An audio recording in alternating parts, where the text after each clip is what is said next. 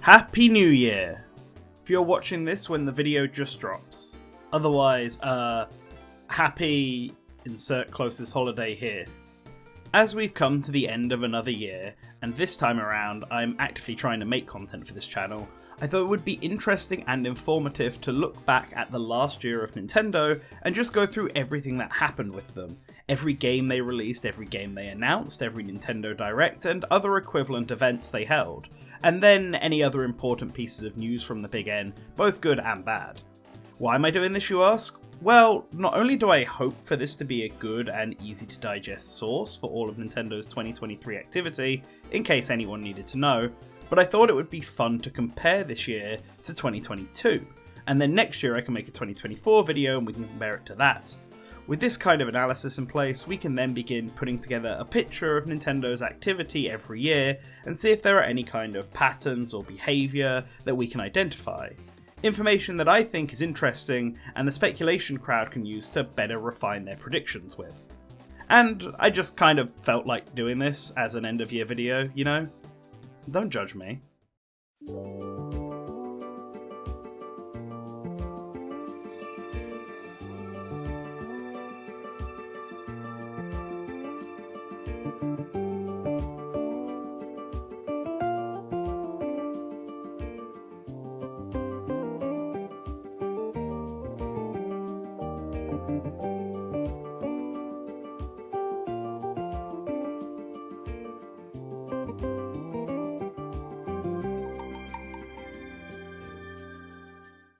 Before I start, I'm going to lay out some ground rules for this analysis. First off, I'm only including stuff directly connected to or from Nintendo.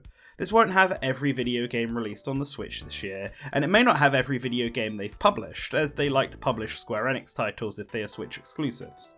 Instead, I'm going to be looking specifically at Nintendo-developed games, and then any third parties will be from franchises that are really connected to them, either because the game uses their IP, or because they funded the game's existence.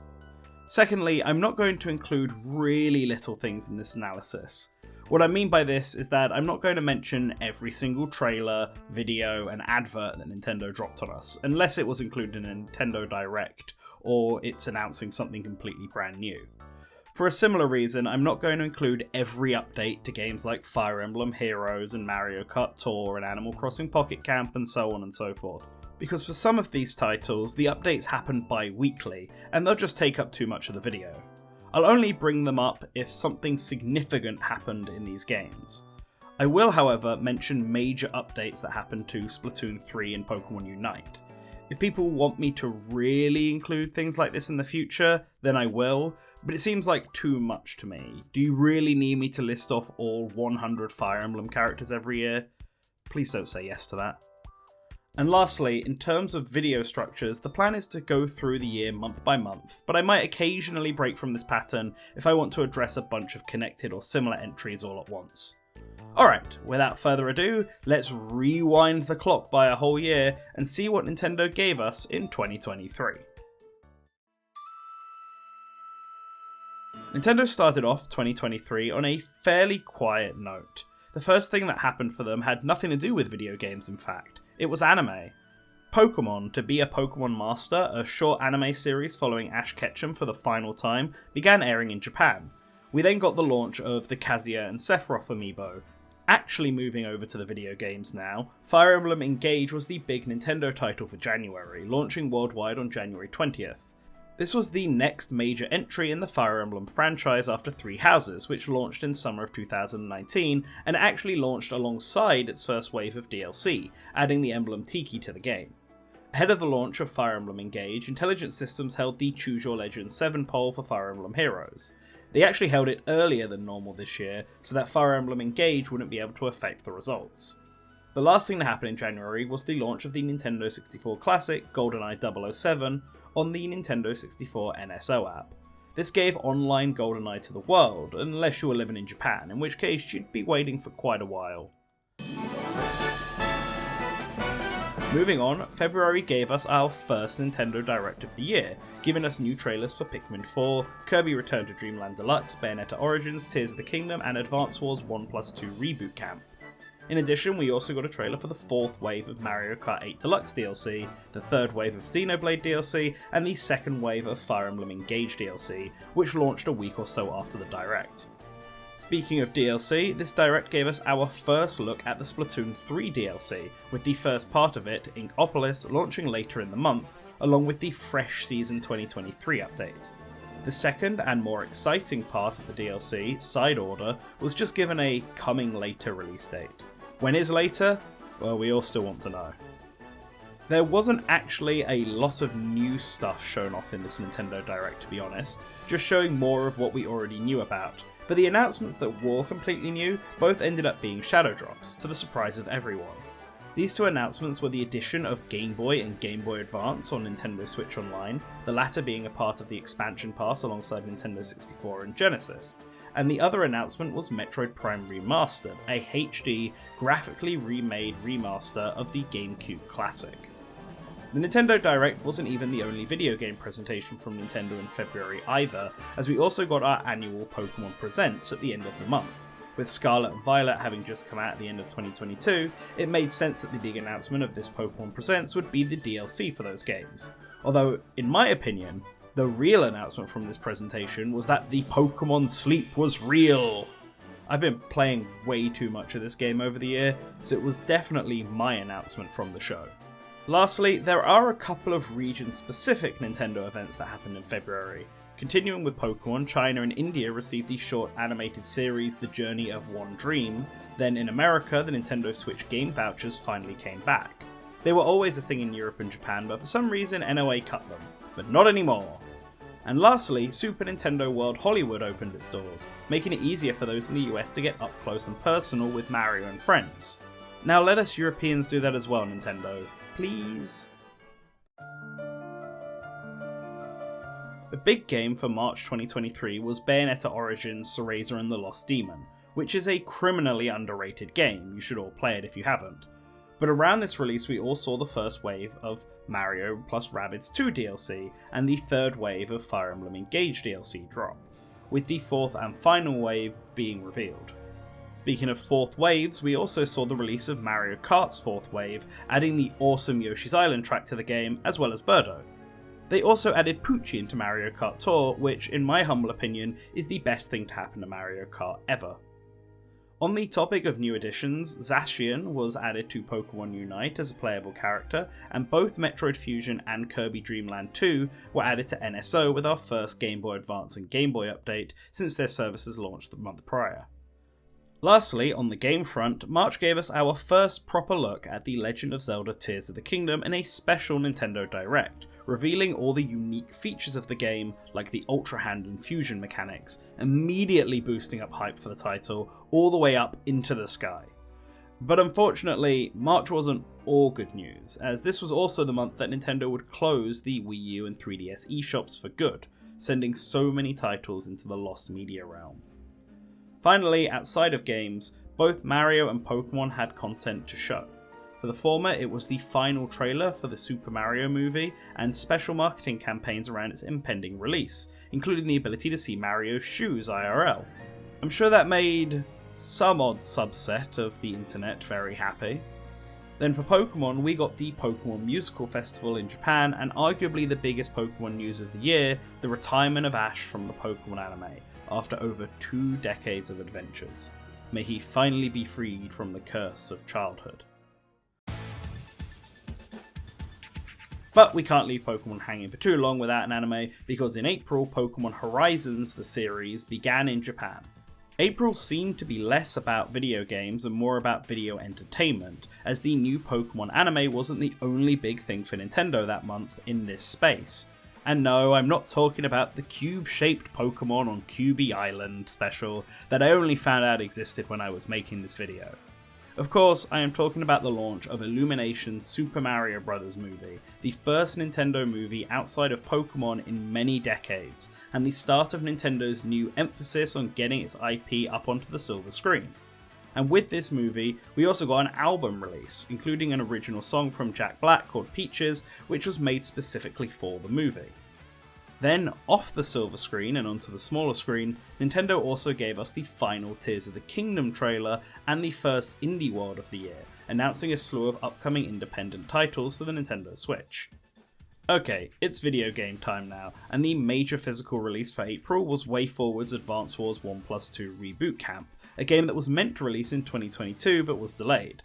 Our NSO game of the month was Pokemon Stadium on the Nintendo 64, and we also got another update to the Sega Genesis library in this expansion pass. Speaking of expansion, there were two major DLC drops in April for two of Nintendo's major RPGs. Fire Emblem Engage got its final wave of DLC drop, adding a whole new set of missions to the game, and Xenoblade Chronicles 3 also saw its final DLC, Future Redeemed, launch, which added a whole new campaign to the game and aimed to wrap up the Klaus trilogy of titles and pave the way for a new era of Xenoblade. All of April's games were heavy RPGs, but it was a good idea for Nintendo to get them out of the way then, because in May we got the launch of the most anticipated game in Nintendo's library, The Legend of Zelda: Tears of the Kingdom, a sequel to the critically acclaimed Breath of the Wild. Nintendo went all out on the marketing for this game, even hosting a Nintendo Treehouse Live event to show off the start of the title to any fan who might still be on the fence. With a game of this size being released, it should be obvious that the rest of the month was focused on just updates to existing titles, such as the start of Splatoon 3's Sizzle Season and an update to Pokemon Home, which finally gave it support for Scarlet and Violet. And while the DLC itself wouldn't drop for another month, we got our first proper look at the second wave of DLC for Mario + Rabbids Sparks of Hope, titled The Last Spark Hunter. Surprisingly, our NSO update for the month gave us 3 games instead of 1, Super Mario Advance 1, 2, and 3. However, these are all games that are kind of already on both the NES and SNES Online apps, so I can see why Nintendo was treating this as a minor update to the service. With the good news out of the way, it's time to talk about the bad news. Following the closure of the Wii U eShop in March, Nintendo confirmed it would no longer be repairing Wii U's in Japan. We also got an announcement about the termination of Pac-Man 99, which would happen later this year. And finally, Vanpool, the developers of Dylan's Rolling Western, the Tingle games, and several Kirby spin-offs, announced its sudden closure to the surprise and upset of many of us fans. June was a far more positive month for Nintendo, with the launch of several games and the announcement of many more. June is Gamer Christmas after all. The month started off in a surprising way with the announcement of Everybody 1-2 Switch, which then went on to actually release at the end of the month. We got the previously mentioned Mario + Rabbids DLC launch, alongside a new trailer for its final DLC pack featuring the return of Rayman, which made many fans incredibly happy. And NSO got a lot of love in June. Kirby Tilt and Tumble was added to the Game Boy lineup, both Fire Emblem the Binding Blade and Fire Emblem the Blazing Sword got added to the Game Boy Advance NSO, with the former being Japan exclusive, and we got another Sega Genesis NSO update. Arguably, the most exciting part of June though was another Nintendo Direct, and unlike the February one, this presentation was chock full of new announcements. Super Mario RPG, Detective Pikachu 2, Luigi's Mansion 2 HD, Princess Peach Showtime, WarioWare Move It, and the biggest announcement of all, the latest entry in the 2D Mario series, the first one in over a decade, Super Mario Bros. Wonder. And it would be coming out later this year. It was a very exciting Direct, and that wasn't even everything. We got confirmation of a new Zelda and Ganondorf amiibo based on their Tears of the Kingdom designs, and we got a trailer for the next wave of Mario Kart DLC, which finally added Kamek to the console games after he was denied a place over 2 decades ago. We also got a new trailer for Pikmin 4, which came out alongside a shadow-dropped release of Pikmin 1 and 2 on the Nintendo Switch, truly bringing out the excitement for the month of Pikmin that was about to follow. And that month of Pikmin is now! July was a fairly light month all things considered, but that's fine as it gave Pikmin 4 its chance in the spotlight, even though it came out in the back half of the month. Before that we got the release of Wave 5 of Mario Kart DLC, and finally the release of Pokemon Sleep after its reveal so many nights ago. On the NSO front, both The Legend of Zelda Oracle of Seasons and Ages were added to the Game Boy lineup, but the expansion pass didn't receive a major update for the first time since the service began. We did get Mewtwo added to Pokemon Unite though, and both the Pyra and Mythra amiibo were released. I know these two things have nothing to do with NSO, but I didn't know how else to segue into them. Speaking of segues, the lack of NSO in July seems to be due to the Pokemon Presents that started the month off, and gave us both the Pokemon Trading Card game on Game Boy NSO and Pokemon Stadium 2 on Nintendo 64 NSO, and given that later this month we would also get Excitebike 64 added as well, it seems likely that Pokemon Stadium 2 was meant to be the July game and was just pushed back a week or so that it could show up in the Pokemon Presents. That same Pokemon Presents gave us more than just NSO of course. We got another trailer for the DLC with a release date for its first wave and the reveal of Poltergeist as a new Pokemon. We got a new trailer for Detective Pikachu and even more Pokemon TV show news, with Pokemon Path to the Peak being the latest show to air. Pokemon wasn't the only franchise with news in August though. At the end of the month we got the Super Mario Bros. Wonder Direct, which gave us several new features of the game and announced a new Mario Red OLED model, which would launch with the game in October. Unfortunately, with all this great news came some sadness, as it was confirmed that Charles Martinet would no longer be voicing Mario and friends in the upcoming video games. After nearly 30 years, Mario was going to have a new voice starting with Super Mario Bros. Wonder, and fans were understandably upset. As for the rest of August, we didn't get any new games, but the Rayman DLC for Mario plus Rabbids Sparks of Hope launched, and the Drizzle season for Splatoon 3 began, along with the reveal of the 3 Deep Cut amiibo, one for Shiver, Fry and Big Man respectively. The biggest Nintendo news in September was the showing of another Nintendo Direct, the last one of 2023. In this, we got several trailers for games that were close to coming out, like Super Mario RPG and WarioWare Move It, and more details on 2024 titles like Princess Peach Showtime and Splatoon 3 Side Order. The real excitement came from the new announcements: the final wave of Mario Kart 8 Deluxe DLC, a remake of the first Mario vs Donkey Kong game, a HD remake of Paper Mario The Thousand Year Door, and my personal highlight, complete remakes of both Another Code games. There was also the announcement and same-day release of F-Zero 99, not only the latest original title for NSO subscribers and a part of Nintendo's Battle Royale series of games, but the first new F-Zero game since F-Zero Climax in 2004. We also got the expected announcement of a Sora amiibo, the final one in the Super Smash Bros. Line. For now. The Nintendo Direct wasn't the only event in September though, as the month began with Nintendo Live, an event where fans could play the latest Nintendo games, including the first public demo of Super Mario Bros. Wonder. Alongside this event, Nintendo and Niantic released the Pikmin Finder AR app, a short, free game by the team behind Pikmin Bloom, where you instruct Ochi to go off and find items in the real world. It was cute, and just made for the event. In regards to other games that released in September, the first DLC wave for Pokemon Scarlet and Violet dropped, as well as the next Pokemon TV show, Paldean Winds. The previously released Pikmin 1+2 got a physical by the end of the month, and NSO got a lot of love in the West, as Nintendo brought over several previously released Japan exclusives like Joy Mech Fighter and Kirby Star Stacker to the service. Worldwide though, Kirby and the Amazing Mirror dropped on the GBA app, which was the first time many fans actually got to try out its incredibly laggy multiplayer. Now for the bad news of the month. Fans of Mario Kart Tour received the final new content update to celebrate the game's 4th anniversary. While the game is still running and is playable, there will be no more characters, karts and tracks and so on, which is a crying shame. Zelda fans also learnt that there would be no DLC released for Tears of the Kingdom. The team were moving on, and the upcoming amiibo would be the only updates the game gets. Lastly, Hideki Kamiya of Platinum Games, creator of the Bayonetta series, which has closely become connected with Nintendo over the last decade, left Platinum Games to pursue new ventures, such as YouTube. October was a month of releases rather than announcements for Nintendo.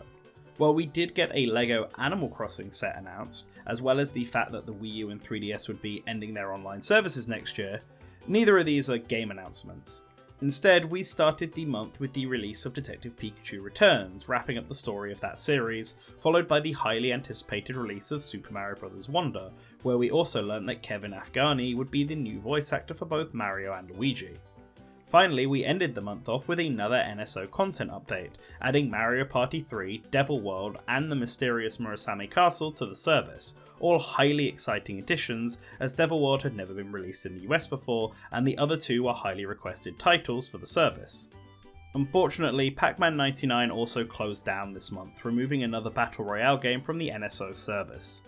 Lastly, the live-action Pokemon TV drama Poketsume Pack Your Pocket with Adventure began airing, an unusual Pokemon series as its focus is on the real-world impact of Pokemon as opposed to being a story set within the Pokemon universe.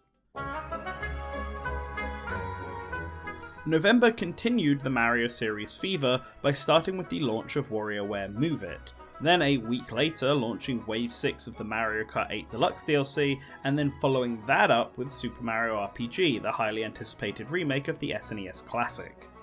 With Mario now out of the way, Nintendo pushed him aside and put focus on some of their other major titles, Splatoon and Zelda. The chill season began in Splatoon 3, and along with it the Deep Cut amiibo that had been previously announced were released, as were the Zelda and Ganondorf Tears of the Kingdom amiibo, closing the book on that title. But this was arguably the least important Zelda announcement of the month, as the Zelda live-action movie was officially confirmed to be in production over at Sony Pictures Entertainment, with Wes Ball as director and both Avi Arad and Shigeru Miyamoto as the producers. I don't expect to see this until 2027 at the earliest, but it's cool to see that Nintendo are committing themselves to bringing their IP to the big screen beyond just Mario.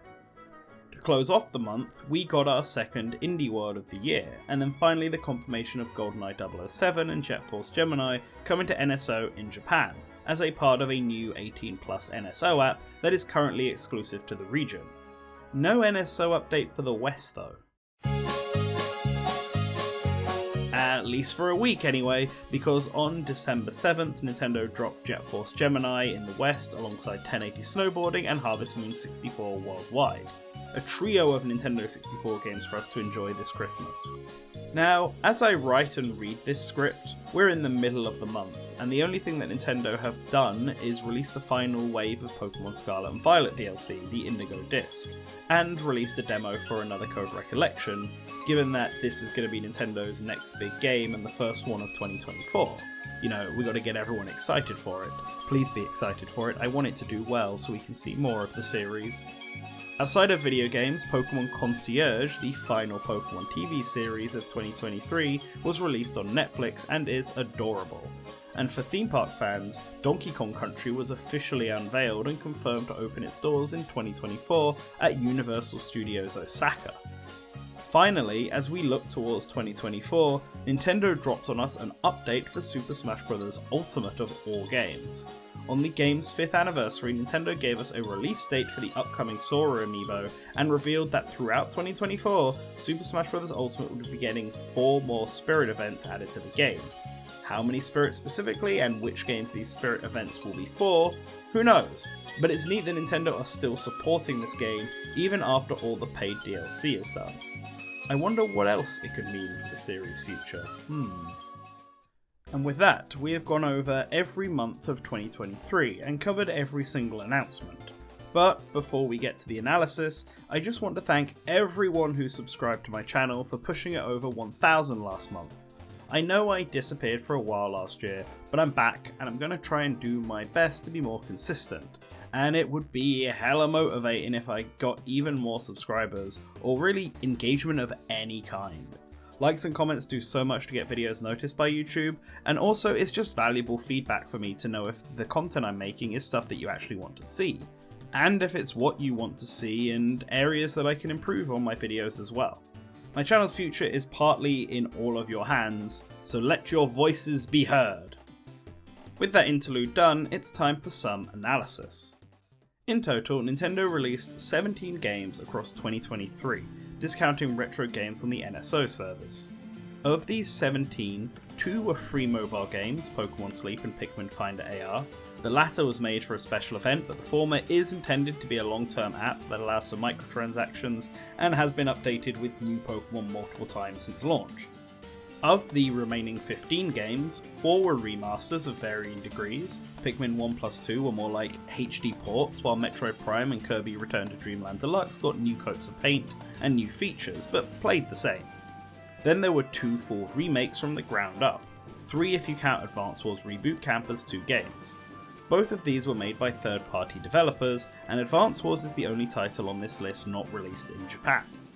That leaves 8 completely original Nintendo Switch games released in 2023, all of which are from different series, although you could argue that WarioWare is a sub-series of the Mario universe.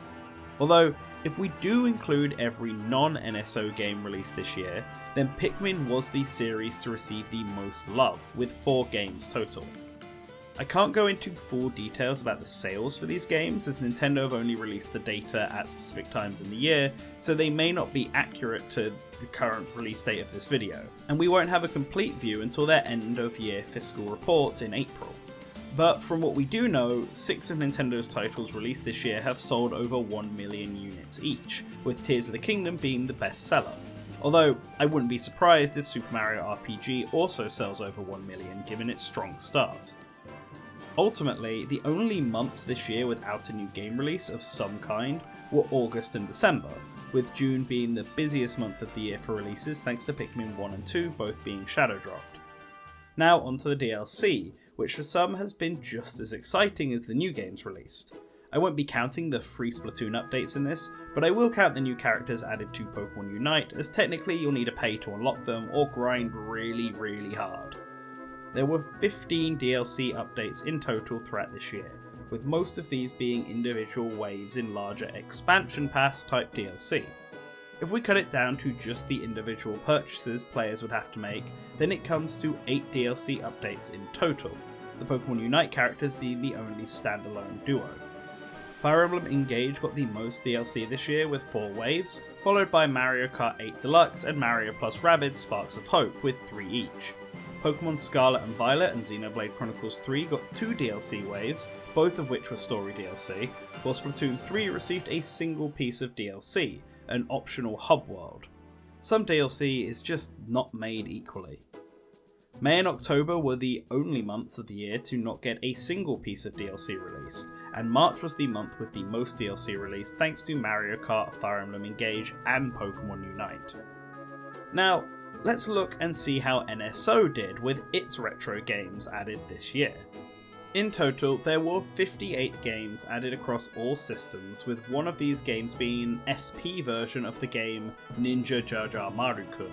A handful of these releases were also originally exclusive to one region in a previous year, but are now being made available worldwide.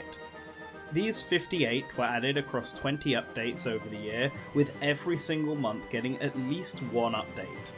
If we narrow this down to just the NSO expansion pass, however, July was the only month to not get a single update, while January was skipped over in Japan, and November was skipped over in the West.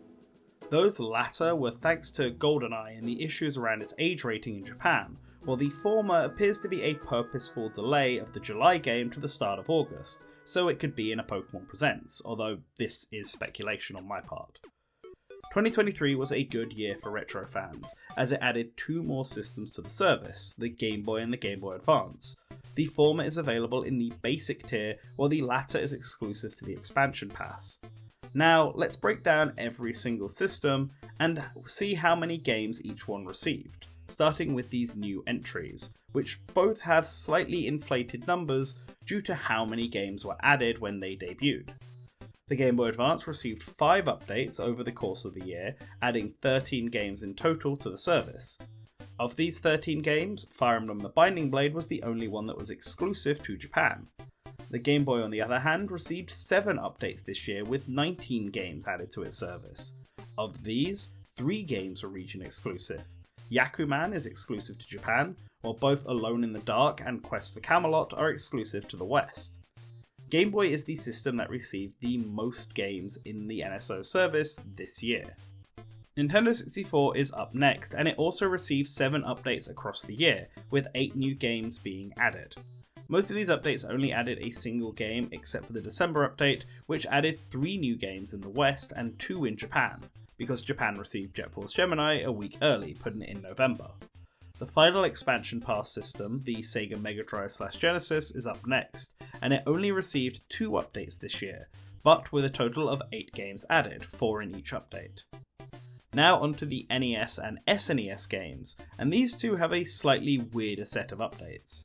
The NES was updated 4 times over the course of the year, however one of these updates was exclusive to the West. As for the SNES, it only received 3 updates this year, however one of these updates was exclusive to the West and one of them added completely different games to both regions, as they were adding games that had been previously exclusive to the other region to its own service.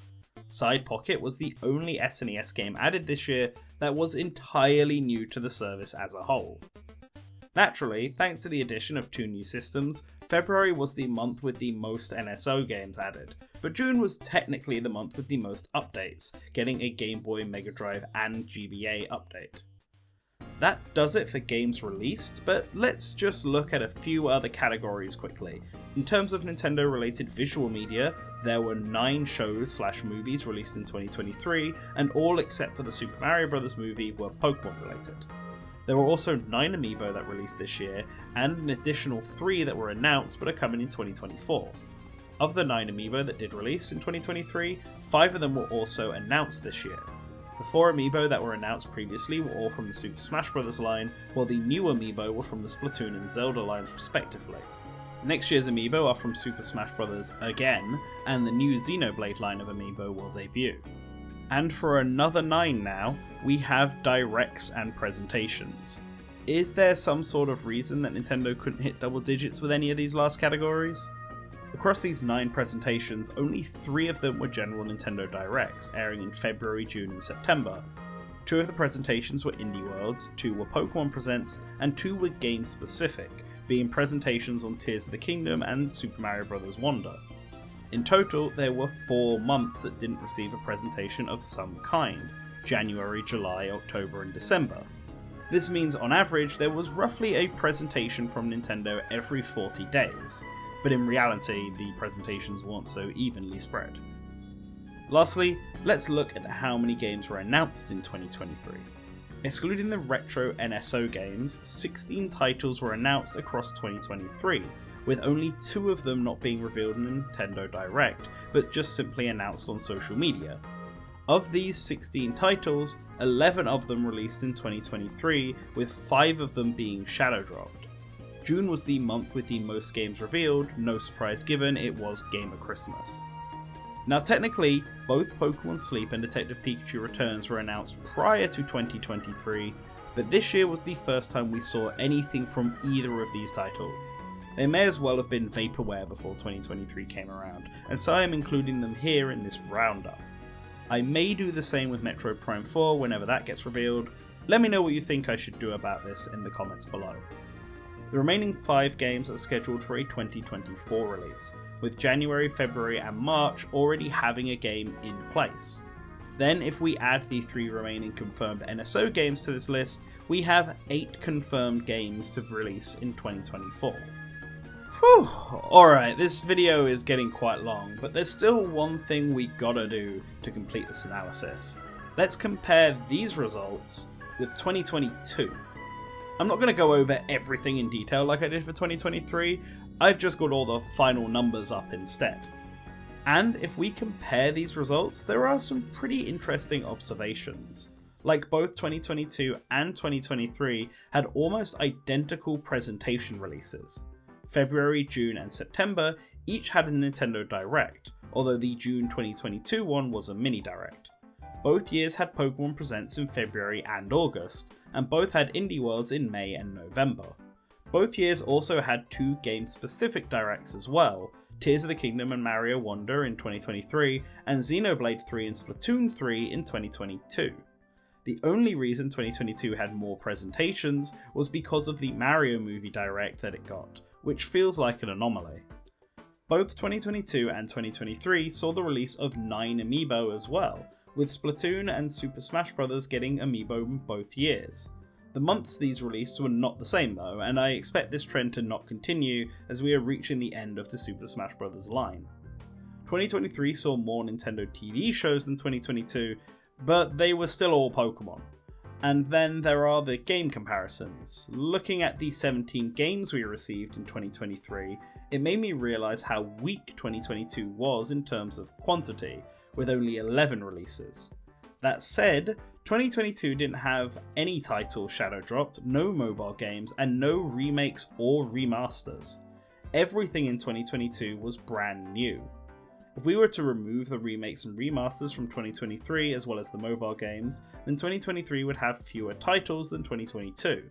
It's also worth considering that Advance Wars was intended to launch in 2022 but had to be pushed back a year. Both years also only saw a single eShop exclusive release, thanks to Pikmin 1+2 getting a physical.